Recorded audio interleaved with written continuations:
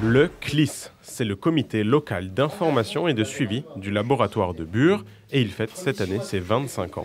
Créé en 1999, ce comité réunit élus, associations et représentants de l'État. Sa mission, suivre les recherches sur l'enfouissement des déchets nucléaires et informer la population. Sur ces 25 ans, on a suivi pendant tout ce temps les travaux de l'ANDRA. On a essayé, on informe encore d'ailleurs la population de ce qui se passe à l'ANDRA, de ce qu'on va être l'enfouissement, etc.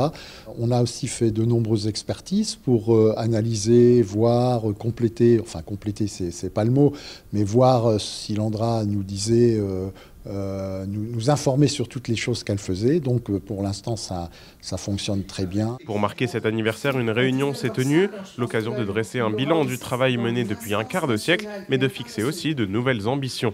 Transparence, information des habitants, suivi environnemental, autant de perspectives affichées pour les années à venir, alors que le projet CIGEO entre dans une phase décisive.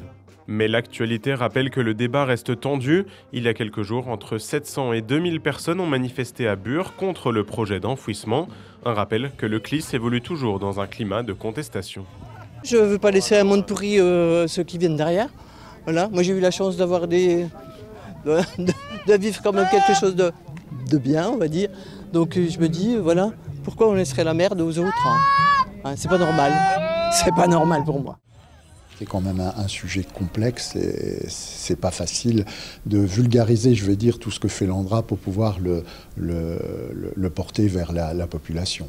On ne changera pas d'avis ni d'un côté ni de l'autre. Là, celui qui est pro-enfouissement le restera et celui qui est contre. Mais nous, on a un rôle pas d'arbitrage, mais d'essayer de réfléchir à tout ça et puis de voir un petit peu comment ça évolue, quoi.